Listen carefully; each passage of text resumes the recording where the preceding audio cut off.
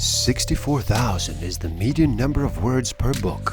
Average person reads about 200 words per minute. Simple math will tell us that is one book in 320 minutes. To accomplish this in 7 days, numbers say you would have to read for 45 minutes a day.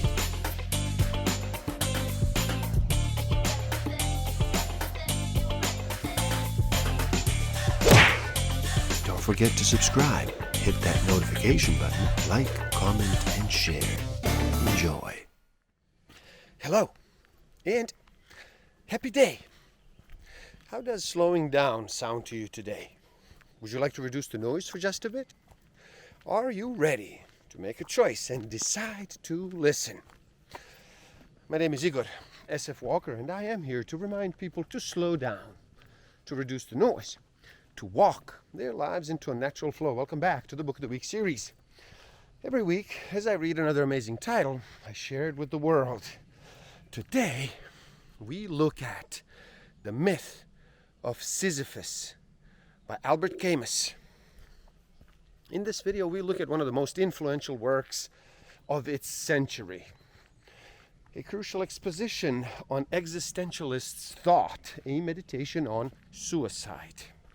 A question of living or not living in a universe devoid of order or meaning. Reaffirming the value of personal existence and the possibility of life lived with dignity and authenticity.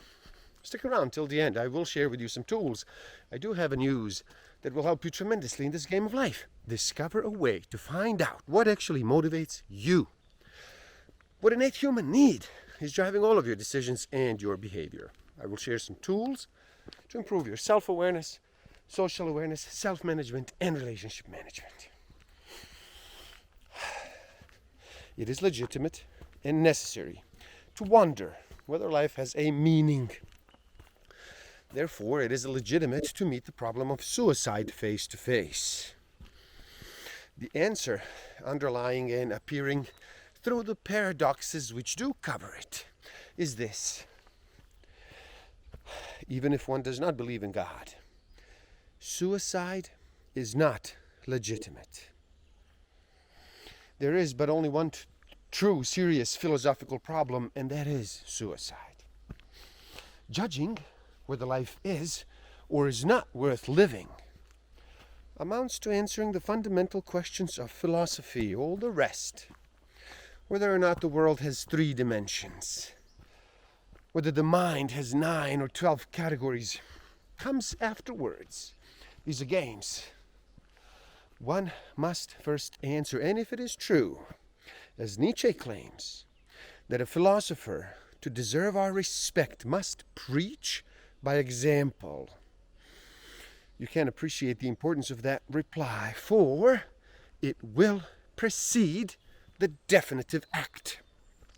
Whether the earth or the sun revolves around the other is a matter of profound indifference. To tell the truth, it is a futile question. On the other hand, I see many people die because they judge that life is not worth living. I see others, paradoxically, getting killed for the ideas or illusions that give them a reason for living. What is called a reason for living is also an excellent reason for dying. I therefore conclude that the meaning of life is the most urgent of questions. Hope of another life one must deserve, or trickery of those who not live for life itself, but for some great idea that will transcend it, define it, give it a meaning, and betray it. People have played on words and pretended to believe that refusing to grant a meaning to life necessarily leads to declaring that it is not worth living. In truth, there is no necessary common measure between these two judgments. One merely has to refuse to be misled by the confusions, divorces, and inconsistencies previously pointed out. It is barely possible to speak of the experience of others' death. It is a substitute, an illusion, and it never quite convinces us. That melancholy convention cannot be persuasive. The horror comes in the reality from the mathematical aspect of the event. If time frightens us, this is because it works out the problem and the solution comes afterward. All the pretty speeches about the soul will have their contrary convincingly proved, at least for a time. For this inert body, on which a slap makes no mark, a soul has disappeared. This elementary and definitive aspect of the adventure continues the absurd feeling. Under the fatal lightning of that destiny, its uselessness becomes evident. No code of ethics and no effort are justifiable a priori in the face of the cruel mathematics that command our condition. Let me repeat, all this has been said over and over. They run through all literature and all philosophies. Everyday conversation feeds on them. There is no question of reinventing them. But it is essential to be sure of these facts in order to be able to question oneself subsequently on the primordial question. One is assured of these facts. What is one to conclude? How far is one to go to elude nothing? Is one to die voluntarily or to hope in spite of everything? Of whom and of what, indeed, can I say, I know that? This heart within me I can feel, and I judge that it exists. This world I can touch, and I likewise judge that it exists. There ends all my knowledge, and the rest is construction.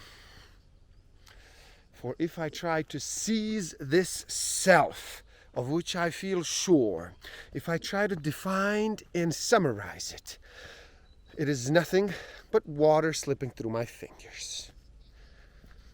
I can sketch one by one all the aspects it is able to assume, all those likewise that have been attributed to it, this upbringing, this origin, this order, or these silences, this nobility or this villainness. But aspects cannot be added up. This very heart which is mine will forever remain indefinable to me between the certainty I have of my existence and the content I try to give to that assurance. The gap will never be filled. Forever I shall be a stranger to myself. In psychology, as in logic, there are truths, but no truth. At the final stage, you teach me that this wondrous and multicolored universe can be reduced to the atom, and that the atom itself can be reduced to the electron. All this is good, and I wait for you to continue. But then you tell me of an invisible planetary system in which electrons gravitate around a nucleus. You explain this world to me with an image. I realize then that you have been reduced to poetry. I shall never know.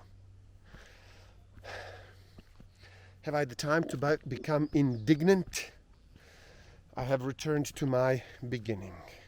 I realize that if I thought through science, I can seize phenomena and enumerate them. I cannot, for all that, apprehend the world. Were I to trace its entire relief with my finger, I should not know any more. And you give me the choice between a description that is sure but teaches me nothing about the hypothesis that it claims to teach me, but that are not sure, a stranger to myself and to the world, armed solely with the thought that negates itself as soon as it asserts. What is the condition in which I can have peace? Only by refusing to know and to live, in which the appetite for conquest bumps into walls that defy its assaults. To will it, to stir up paradoxes. Everything is ordered in such a way as to bring into being, that is, poisoned peace produced by thoughtlessness, lack of heart, and fatal renunciations. There exists an obvious fact that seems utterly moral, namely that a man is always a prey to his truths. Once he has admitted them, he cannot free himself from them. One has to pay something. A man who has become conscious of the absurd is forever bound to it. A man devoid of hope and conscious of being so has ceased to belong to the future that is natural. But it is just as natural that he should strive to escape the universe of which he is the creator. Originally, Husserl's method negates the classic procedure of the reason. Let me repeat. Thinking is not unifying or making the appearance familiar under the guise of a great principle. Thinking is learning all over again how to see, directing one's consciousness, making of every image a privileged place.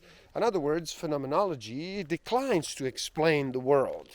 It wants to merely get a description of actual experience. It confirms absurd thought in its initial assertion that there is no truth, but merely truths.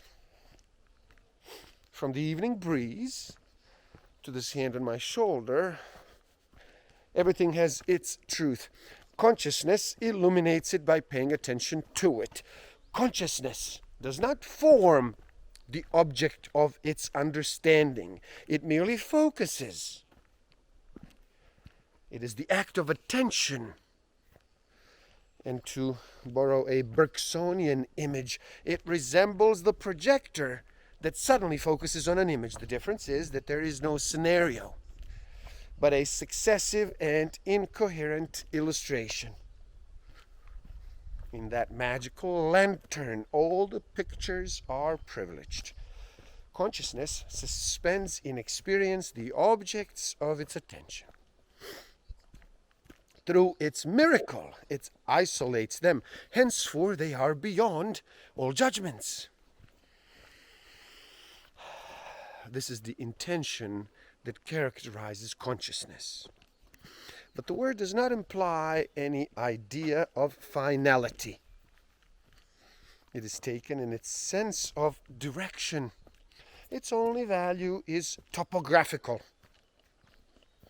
I don't know whether this world has a meaning that transcends it, but I do know that I do not know that meaning, and that it is impossible for me just now to know it.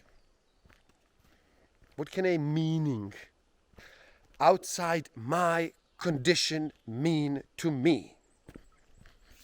I can understand only in human terms. What I touch, what resists me, that is what I understand. And these two certainties, my appetite for the absolute and also for unity, and the impossibility of reducing this world to a rational and reasonable principle, I also know that I cannot reconcile them. What other truth can I admit without lying, without bringing in a hope I lack, and it means nothing within the limits of my condition? Indifference to the future and a desire to use up everything that is given. Belief in the meaning of life always implies a scale of values, a choice, our preferences. Belief in the absurd, according to our definitions, teaches the contrary. But this is worth examining. If I convince myself that this life has no other aspect than that of the absurd, if I feel that its whole equilibrium depends on that perpetual opposition between my conscious revolt and the darkness in which it struggles, if I admit that my freedom has no meaning except in relation to its limited faith, then I must say that what counts is not the best living, but the most living. It is not up to me to wonder if this is vulgar or revolting, elegant or deplorable. Once and for all, value judgments are discarded here in favor of factual judgments. I have merely to draw the conclusions from what I can see and to risk nothing that is hypothetical. Supposing that living in this way were not honorable, then true propriety would command me to be dishonorable. A man's rule of conduct and his scale of values have no meaning except through the quantity and variety of experiences he has been in a position to accumulate. No, says the conqueror, do not assume that because I love action, I have had to forget how to think. On the contrary, I can thoroughly define what I believe, for I believe it firmly, and I see it surely and clearly. Beware of those who say, I know this too well to be able to express it, for if they cannot do so, this is because they do not know it, or because of laziness. They stopped at the outer crust. The gods had condemned Sisyphus to ceaselessly rolling a rock to the top of a mountain.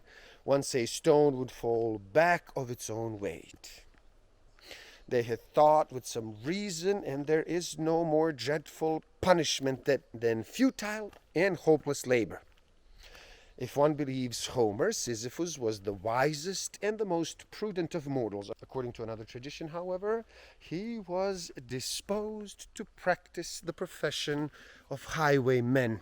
I see no contradiction in this. Options differ, opinions differ as to the reasons why he became the futile laborer of the underworld. To begin with, he is accused of a certain levity in regard to the gods. He stole their secrets. Aegina, the daughter of Sisyphus, was carried off by Jupiter. The father was shocked by that disappearance and then complained to Sisyphus. He, who knew of the abduction, offered to tell about it on condition that Sisyphus would give water to the citadel of Corinth. To the celestial thunderbolts, he preferred the benediction of water. He was punished for this in the underworld. Homer tells us also that Sisyphus had put death in chains. You have already grasped that Sisyphus is the absurd hero. He is as much through his passions as through his torture, his scorn of the gods, his hatred of death, and his passion for life, won him that unspeakable penalty in which the whole being is exerted towards accomplishing nothing. This is the price that must be paid for the passions of this earth. If this myth is tragic, that is because its superhero is conscious. Where would his torture be, indeed, if at every step the hope of succeeding upheld him? The workman of today works every day in his life at the same task, and his faith is no less absurd, but it is tragic only at the rare moments when it becomes conscious. If the descent is thus sometimes performed in sorrow, it can also take place in joy. This word is not too much. Again, I fancy Sisyphus returning to his rock, and the sorrow was in the beginning, where the image of earth clinging too tightly to memory, when the call of happiness becomes too insistent, it happens that melancholy rises in a man's heart. This is the rock's victory. This is the rock itself. The boundless grief is too heavy to bear. There is no sun without shadow, and it is essential to know at night the absurd man says yes, and his efforts will henceforth be unceasing. If there is a personal faith, there is no higher destiny, or at least there is but one which he concludes is inevitable and despicable for the rest. He knows himself to be the master of his days. And there you have it, the myth of Sisyphus. Please do help out. It is easy. Simply like this video so more people can enjoy it. Share it too and spread the word. Leave a comment and share your thoughts. Subscribe to my channel and stay up to date. And the link to this book is in the description below, so you buy it and read and never stop learning, especially learning about yourself and nature. So gift yourself by taking the free human needs test on my website and find out what actually motivates you. What innate human need is driving all of your decisions and your behavior. And if you feel you are ready to improve your self-awareness, social awareness, self-management, and relationship management even further, do check out my Master of Life Awareness program.